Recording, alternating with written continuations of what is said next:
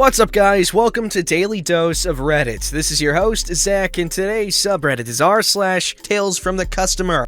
This story is called Department Store Customer Service Desk. No returns on altered items. But you lost my pants! About 3 years ago, I purchased an expensive pair of jeans at a famous P&W department store. They were around $200, and so I paid the additional alterations fee to have them hemmed to the perfect length, because if I'm gonna spend that much damned money on a pair of jeans, I want them to fit perfectly. So this is a nice department store that sells designer suiting, and they regularly do complex alterations and tailoring. A straight hem is a simple alteration. The seamstress comes by and measures, pins, and marks my hems. I pay for the pants and $15 for alterations. They give me the spiel about altered items not being returnable. I acknowledge it, and I'm told to come back in 5 days for my jeans. I return 5 days later. The customer service desk looks swamped, so I run other errands in the mall and come back a few hours later. The line is much better. I hand over my alterations ticket, and the clerk goes in search of my pants. She is unable to locate them, but tells me that she's new, so she might be looking in the wrong place. Unfortunately, everyone else is on break, and I'm asked to return later. I say, okay, and pop over to my gym that's across the street. Come back 90 minutes later, and it's now 45 minutes before the mall closes. Return to the desk. Another employee looks and also cannot find my pants. Their solution is to leave a note for the tailoring department that will be in again in 4 days due to a holiday. I am asked to come back in 5 to 6 days, and I am assured that they will have located my altered jeans by then. Fast forward 6 days. I now purchased the pants 11 days ago. I return. I explain the situation to the customer service desk. The search for my pants begins. Again, they locate a response note from tailoring to look in the men's section, as some women's pants may be mixed in. Success!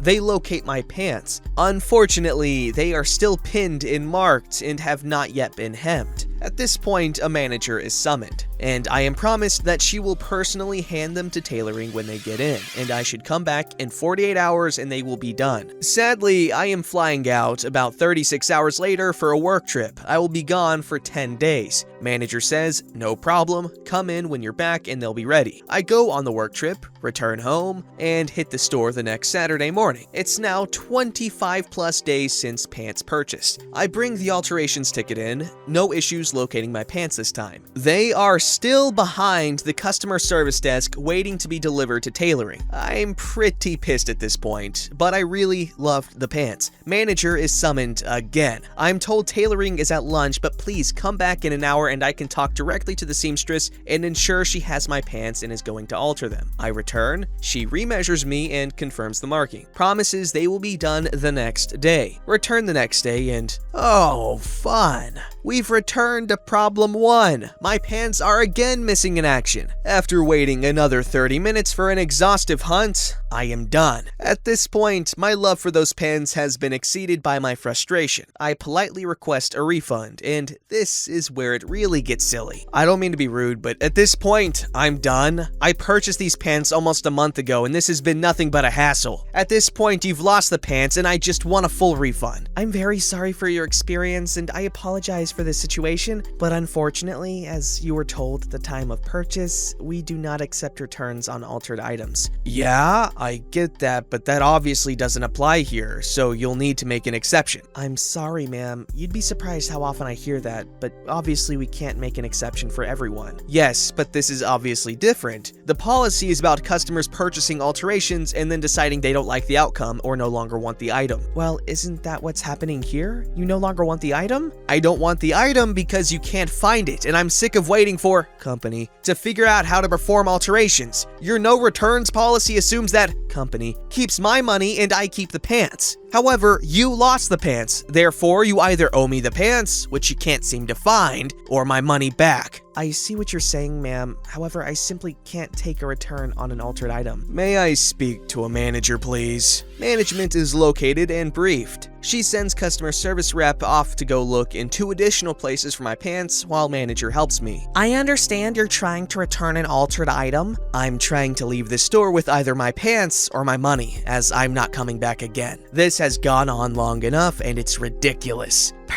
other managers. Conversation with tailoring? My understanding is that your pants are altered and are here in the store. Please give us a few days to locate them because, as cashier mentioned, we can't accept returns on altered items. I just want my money back. The last 2 times I was here, you hadn't even done my alterations. At this moment, they are Schrodinger's alterations. We have no idea if they've been made or not. Technically, I have paid for pants, and I have paid for alterations. But since he can't produce the pants and prove they have been altered, I don't think the alterations policy even applies. What? Confused face. I quickly rethink my strategy of getting cute and making Schrodinger's cat paradox jokes and get back on message. Look, you can't find my pants. It's been a month. You have no idea if they were altered or not. I've been here 3 times and I'm just over it. If you cannot give me my pants right now, you have to give me my money back. I understand your frustration, but I found the pants. Customer service person hands them over, and they have, in fact, been altered. So I finally have what I've been in search of for a month, but at this point, I was so frustrated that, at that moment, I no longer even wanted the pants. But now, they were, here in hand, altered and unreturnable. And the time has come where I must decide if I'm going to have a Karen moment and continue fighting for a refund. I sigh. Manager and customer service person see that I have lost the will to fight. Customer service person starts to bag my pants. Manager stops her, scans the tag on the jeans, informs me that the brand is currently on sale and is able to do a price adjustment that credits me back 40% of the purchase price. An $80 credit went a long way to making me like the pants again, and so I said thank you, accepted that resolution, and went on my way. So, in the long run, I got the jeans a month later than planned, but for $120 plus tax and alterations instead of $200.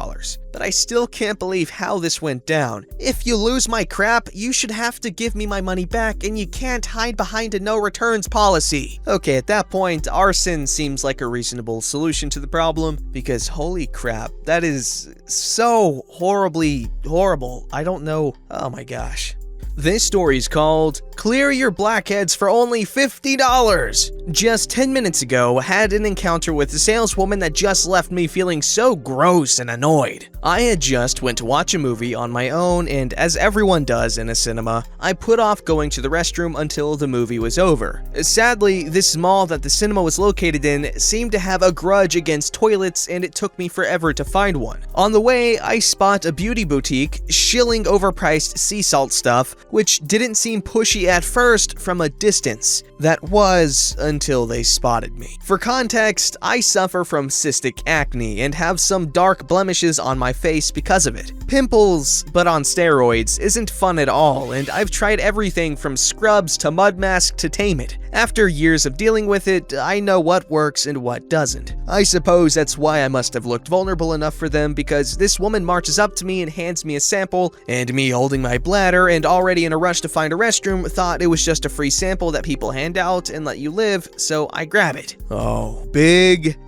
mistake. In her other hand is a large cup of sea salt, and the moment I grab it, she stops me and drops a large dollop of that stuff right on my outstretched palm with the largest crap-eating grin I've ever seen. She obviously knew what she was doing. I didn't want nothing to do with this, but because I needed to get the salt stuff out of my hands, I am forced to follow her inside the boutique, where she starts shilling this salt body scrub thing as I try to wash my hands off. Already, I have a terrible impression of this woman because who the hell does that? Because I'm a bit self-conscious of a person and honestly a bit too polite for my own good, though I really did try to weasel my way out at first. I end up having to listen to her shill her crap as I wash my hands, and suddenly she starts getting all up in my face. She asks me whether I use any skincare at all. Not wanting to make small talk any further and kind of itching to just leave, I say that I don't use any skincare at all, which is a lie. I have had a moderate amount of experience in skincare to know what is good for myself and what isn't, and boy did she have a lot to say. She starts pointing out the blackheads on my nose, which to me couldn't honestly be less pathetic of a trait to scrutinize, as you can literally get rid of them with $3 pore strips, and pulls out this brown looking bottle of face scrub that looks grainier than the Sahara Desert. If I was uncomfortable then, I was even more uncomfortable now. I'm definitely not a skincare expert and have just recently forced myself to maintain a routine, but I damn well know that physical exfoliants easily clog and tear skin. And this one looked like 99% grain, 1% face wash. She starts commenting on how I should buy this scrub to remove my blackheads and all that crap. It was so gross and predatory, especially when I don't look a day over 15. She then dropped the bomb. For the grand old price of $50, I can buy this crappy bottle of sand, and get this, that's what I'll pay after the discount. I'm a college student and I had reluctantly told her my age, so I don't know what the hell she was on to think that I had that kind of money to spend $50 on something I could get in the pharmacy for $4. All this while, I'm making this show of mentioning how I'm in a rush because I honestly was. A girl's gotta piss. But at that point, I really felt like just going right there on her marble floors. Eventually, I'm just so tired of it that I stop her and say that I really must go. And instead of letting go, she ramped it up even further and continued to condescend me with stuff like how I wouldn't be pretty with blackheads on my face. She wasn't pleased when I left, but then neither was I. I'd had enough of her critiquing my face. Anyway, I did free myself. But now I just feel disgusted at how manipulative this snake oil salesman was, and how someone who might be insecure about their face might have given in and bought an overpriced St. Ives walnut scrub because of this woman's awful attempt at getting some commission. Edit. I went to leave a bad review on their Facebook page, and apparently, this same outlet I'd been to had manipulated an autistic child into spending $400. All he had in his account on their stuff in July. Absolutely despicable. I was going to let the incident go, but now I'm gonna give them a piece of my mind if they try this on me again the next time I'm at the mall. Yeah, that's how it is. To a majority of salespeople, you're just a walking commission check. They don't care. Unless you're a good salesperson, which there are some, but they're not very common because the reason they're salesmen is because they want to make money.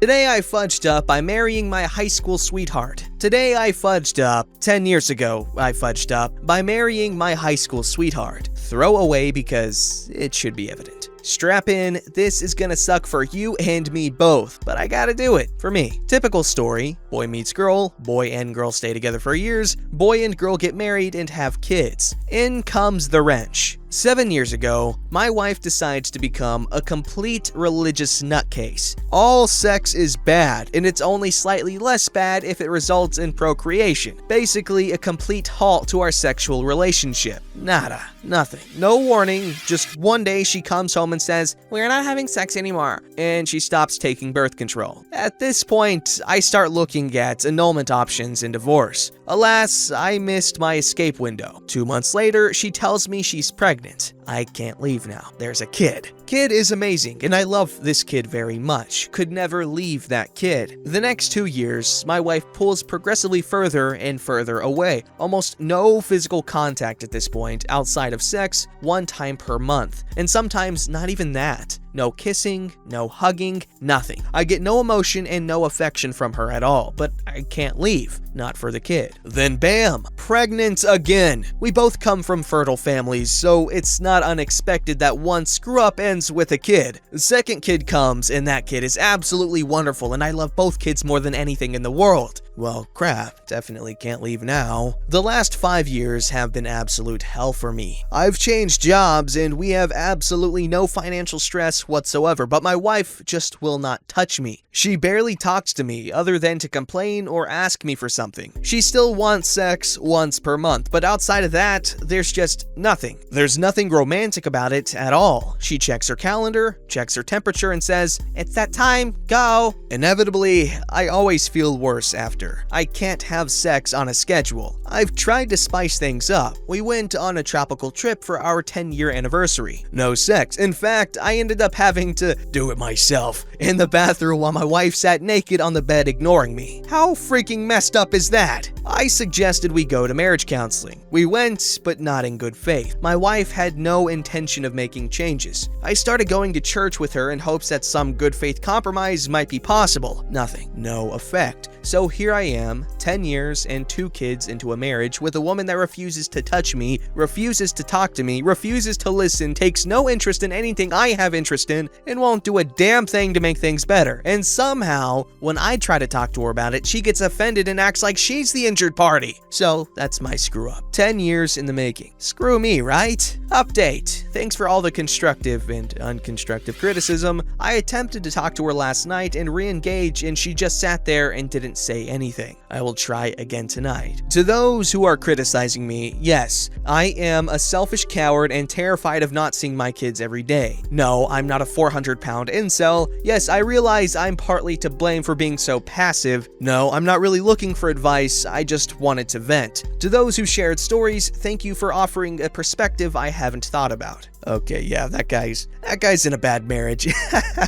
Poor dude. Don't forget to like, subscribe, and hit that bell to never miss an episode.